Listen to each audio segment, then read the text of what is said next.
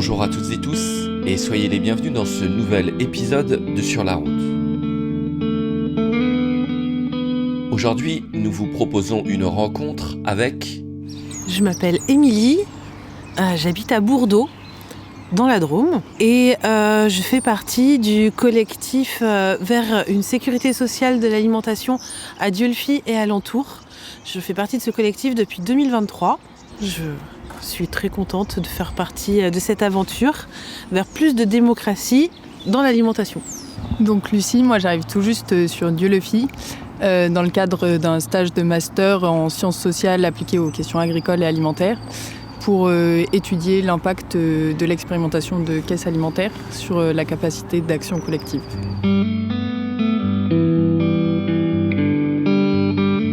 Dans cet épisode, il sera question de transition écologique et solidaire, de vie démocratique et d'alimentation, d'accords et de désaccords, de projets concrets, de territoires et d'émancipation citoyenne, et puis de cotisations, de montants d'allocation et de critères de conventionnement.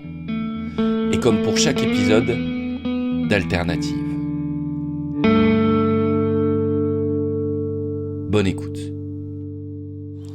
Alors, je suis rentrée dans la sécurité sociale de l'alimentation à Dieulefit dans un cadre professionnel tout d'abord. J'étais salariée d'une association qui gère un espace de vie sociale. Dans le cadre de cet espace de vie sociale qui était tout nouveau, il a fallu que je développe des axes de travail. Et il y en avait un qui me tenait particulièrement à cœur et qui résonnait avec la vie du territoire. C'était sur les transitions écologiques, citoyennes et solidaires. Donc c'est aussi un engagement de la CAF et de la Fédération des centres sociaux, avec qui on travaille en tant qu'espace de vie sociale, qui sont nos partenaires privilégiés. Et donc c'est dans ce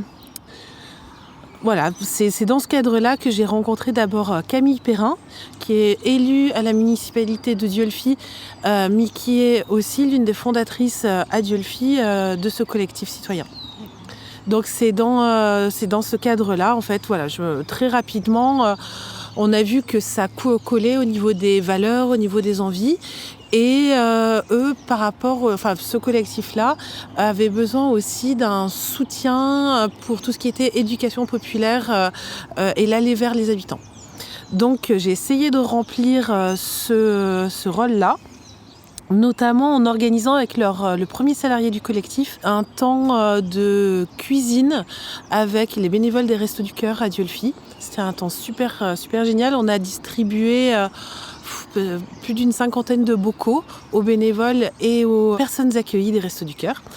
Après, on a fait de l'allée vert aussi, un quartier HLM, etc. Ça a plus ou moins bien marché, comme toutes les actions qu'on peut mener dans l'animation sociale, mais c'était plutôt chouette.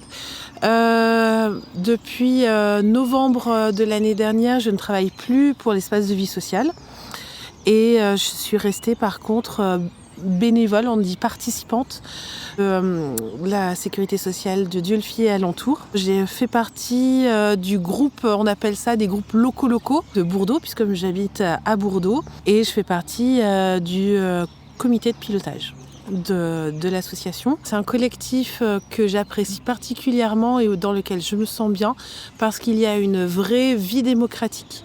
C'est-à-dire que chaque personne est accueillie comme elle est, et on sait être en désaccord. Voilà, on sait gérer le désaccord, on sait gérer le conflit. J'ai rencontré des personnes très chouettes, il y a une grande chaleur humaine. On est aussi dans l'opérationnel parce qu'on est sur un projet qui défend un projet concret sur un territoire rural, qui est celui de la communauté de communes Dieulefit-Bourdeau, mais aussi qui défend de l'alimentation et tout le monde mange. J'ai travaillé dans l'alimentation, je suis passionnée de cuisine et de jardinage, mais aussi de cette émancipation citoyenne, d'utiliser le sujet de l'alimentation pour aider à émanciper les personnes, émanciper les territoires, ça me parle beaucoup.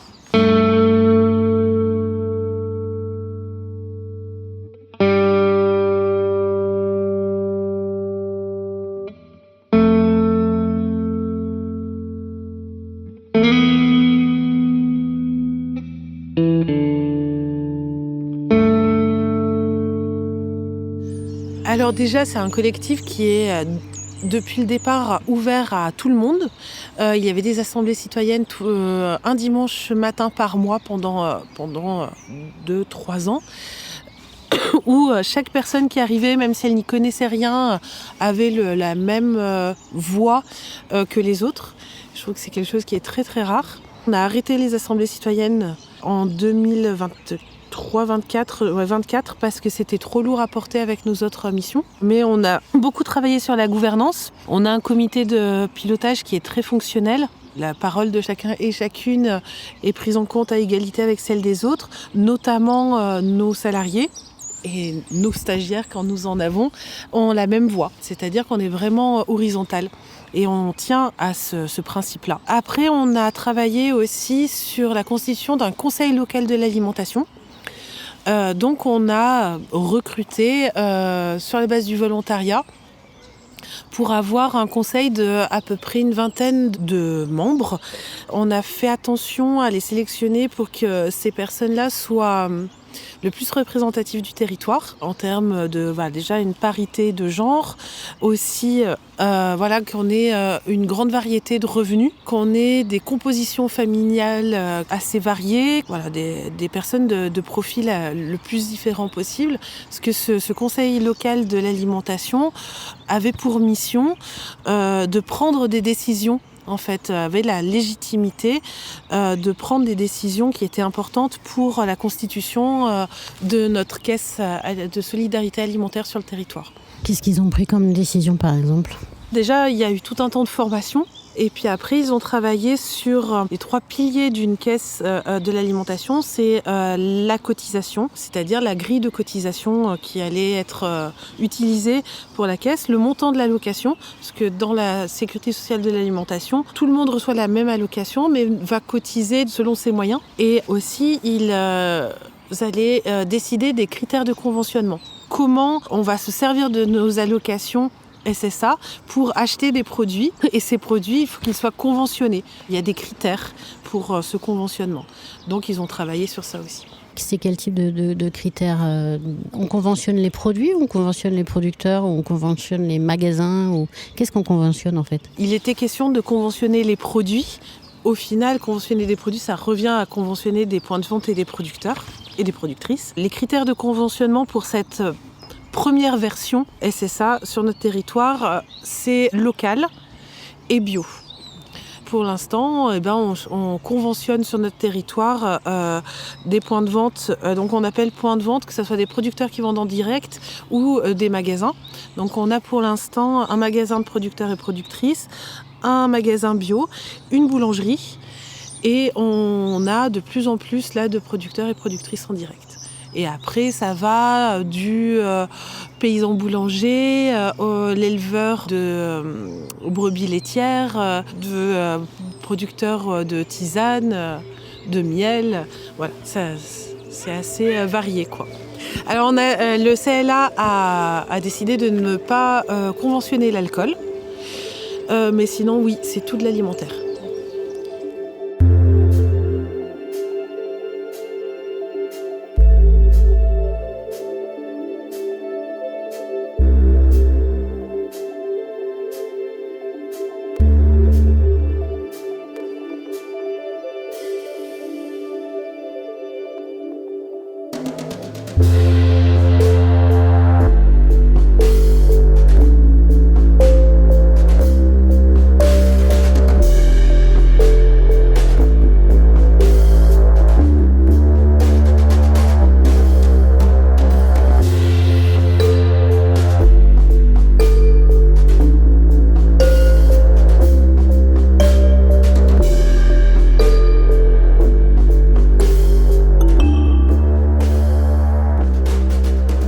Vous êtes bien à l'écoute de Sur la route en compagnie d'Émilie et de Lucie.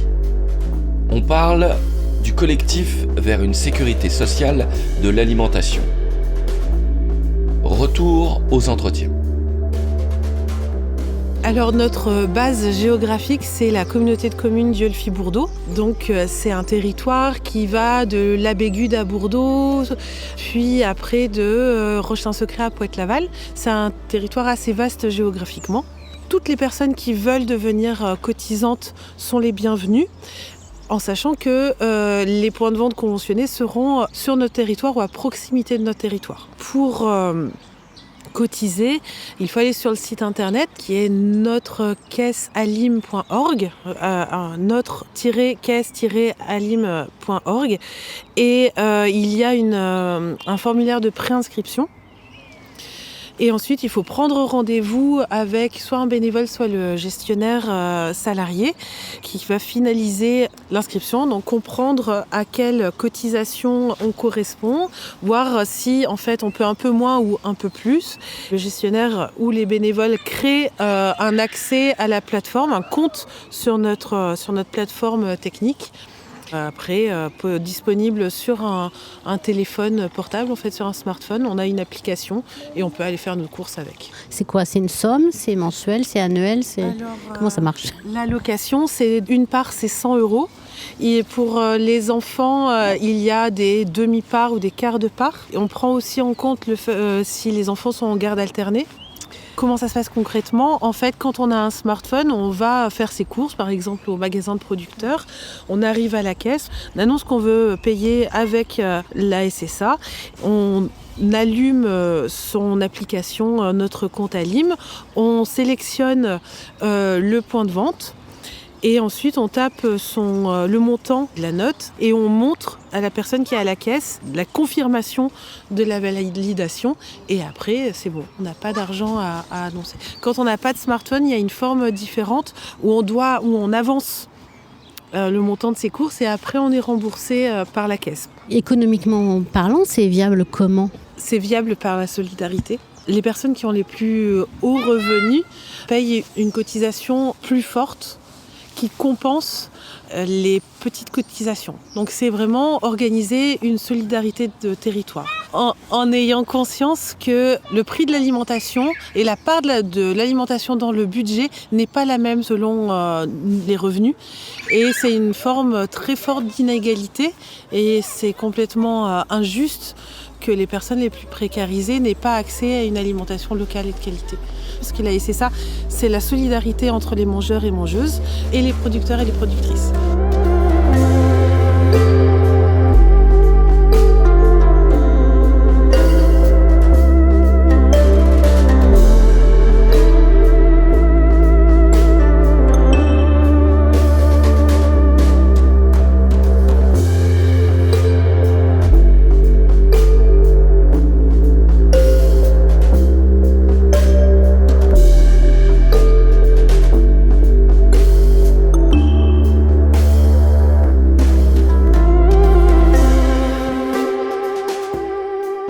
Cette solidarité, elle repose sur combien de personnes? C'est difficile à dire. Une petite quinzaine au COPIL, en sachant qu'au COPIL, on est les personnes les plus impliquées. Au Conseil local de l'alimentation, il y avait une vingtaine de personnes aussi. Après, on a un réseau de bénévoles, de sympathisants.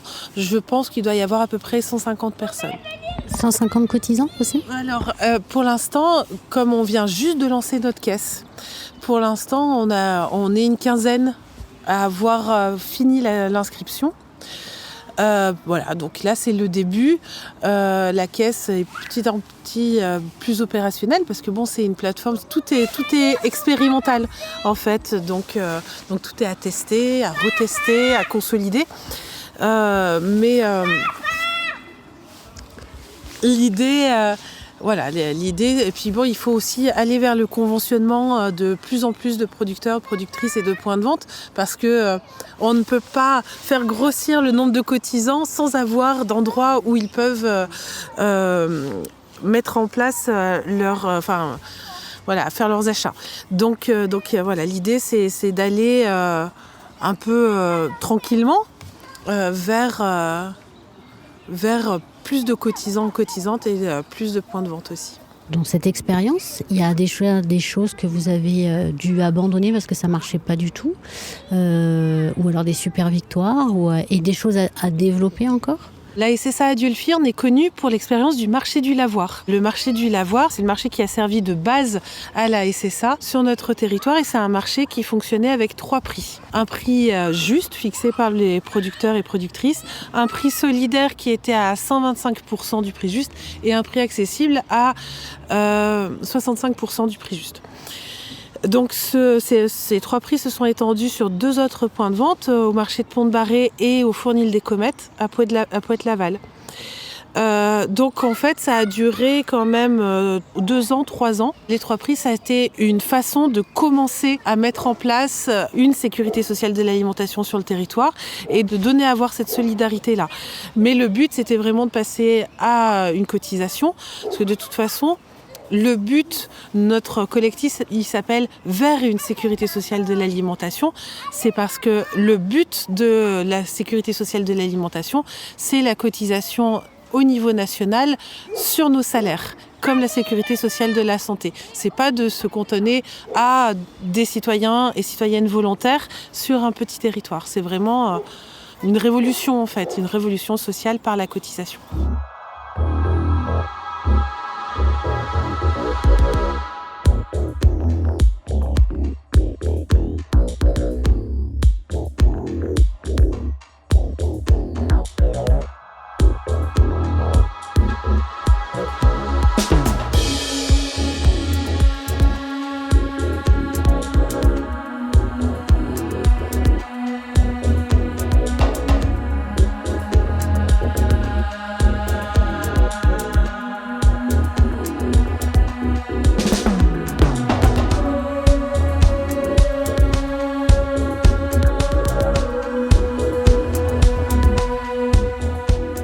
Vous êtes toujours à l'écoute de Sur la route, autour du sujet de la création d'une caisse mutualisée de l'alimentation. C'est maintenant Lucie qui va apporter son point de vue sur la question. Retour à l'entretien. Donc ce que j'ai trouvé intéressant, c'est que le collectif s'inscrit dans le collectif national pour une sécurité sociale de l'alimentation et donc mobilise un imaginaire politique qui est assez fort, qui est celui de la sociale de l'après-guerre. Et du coup, la question qui est posée par la recherche et en faisant ce travail immersif sur le terrain, c'est de venir voir comment cette expérimentation et la mobilisation de cet imaginaire, est-ce qu'elle permet de transformer les manières de voir et d'envisager les systèmes alimentaires et est-ce que ça aide les personnes collectivement à imaginer un système alimentaire qui soit hors du système capitaliste. En tout cas, voilà, ça vient questionner ça et donc l'idée c'est de voir un peu comment les imaginaires politiques sont bouleversés par cette expérimentation qui est une expérimentation collective. Cette question politique et cette question démocratique, c'est quelque chose que vous abordez, j'imagine, au sein des collectifs. Ça réagit comment sur le terrain ? Il y a beaucoup de caisses de solidarité alimentaire qui se créent dans la Drôme et c'est vraiment une bonne chose. Il y en a 2 qui sont portées par des communautés de communes, une par la CCVD et une par la communauté de communes du pays autour de Die.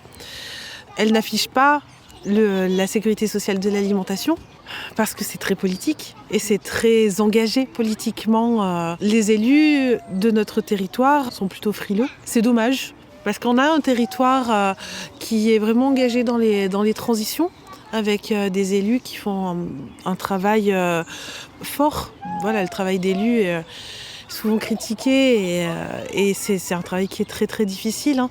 C'est un engagement très fort et où il faut avoir le sens du compromis. Et c'est vrai que parler de sécurité sociale de l'alimentation, il n'y a pas de compromis. Et puis comme disait Lucie, voilà, à venir c'est la transformation des systèmes agroalimentaires. À venir c'est la transformation de la société en fait. C'est de penser à créer et valoriser des biens communs, des communs en fait, et sortir du capitalisme. Bon ça, est-ce que des élus locaux de petites communes sont prêts à investir frontalement ces questions-là ? Je pense que voilà, ça demande un engagement fort et puis peut-être une culture politique alternative aussi, qui n'est pas dans la gestion courante. Parce que malheureusement, les élus locaux, leur temps est beaucoup pris par la gestion des affaires courantes en fait. Et ils sont souvent très seuls par rapport à ça.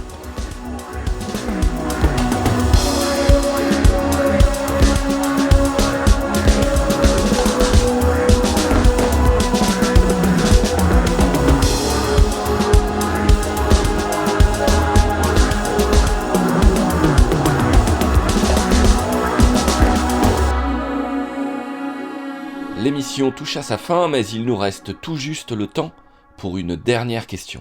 Ça interroge aussi peut-être les producteurs et productrices qui ne sont pas forcément engagés dans des façons de produire bio. Est-ce que c'est des producteurs et productrices que vous avez pu contacter, intégrer Est-ce qu'ils sont intéressés? Comment ça réagit aussi à ce niveau-là? Alors, avec notre premier salarié en 2023, il y avait eu un groupe de travail sur le conventionnement qui avait commencé un gros travail sur ce sujet-là. Et il s'était éloigné du critère bio parce qu'il se disait, oui, qu'il y a des producteurs et des productrices qui ne sont pas en bio, qui ne seront jamais en bio, mais qui travaillent très bien et qui sont précieux pour le territoire, ils sont à valoriser. Au final, ce n'est pas ce qu'a choisi le Conseil local de l'alimentation.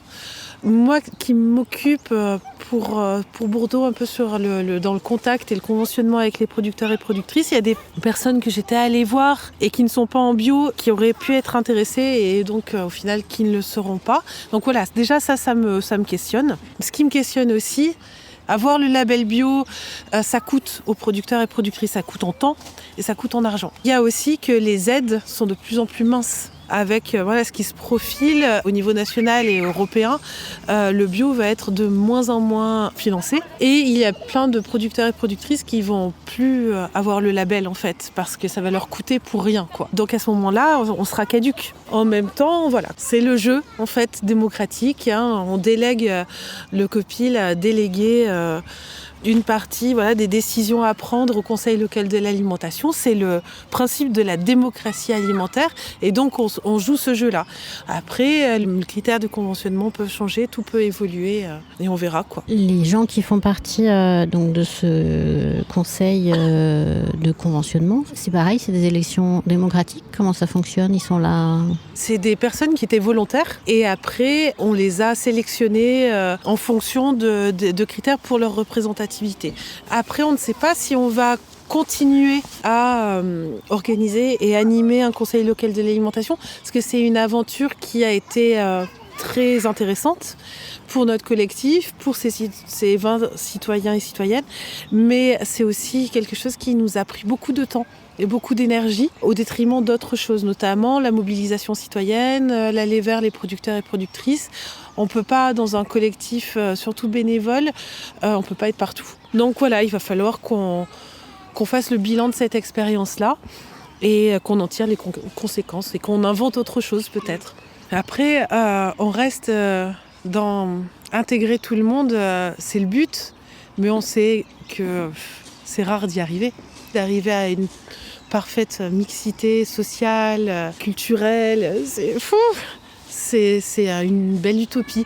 On a envie, c'est notre horizon. Mais déjà, il faut intéresser tout le monde. Et ça, notre projet n'intéressera pas tout le monde. Parce que manger bio et local, il y a des gens, ça ne l'intéresse pas du tout. C'est pas leur cadre de valeur. Et c'est tout à fait respectable. Après, je pense que le but, ça sera déjà d'intéresser vraiment les politiques et les institutions. Donc il y a un projet de loi sur la sécurité sociale de l'alimentation. On va voir ce que ça va donner. Mais il y a vraiment intéresser les institutions, les politiques, et puis continuer de travailler sur la mobilisation citoyenne. Mais ça prend beaucoup de temps. Et rien n'est jamais acquis. Il faut être très très humble pour ça.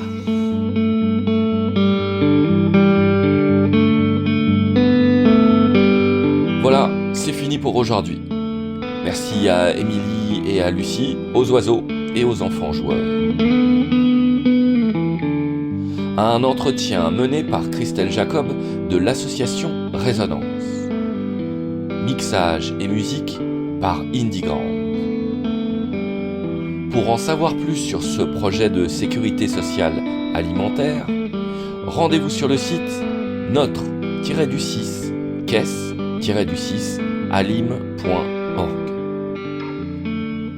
Pour réécouter cette émission ou découvrir les émissions précédentes, rendez-vous sur le site resonance.media. Résonance, REZONANCE. Sur la route, une série de portraits radiophoniques.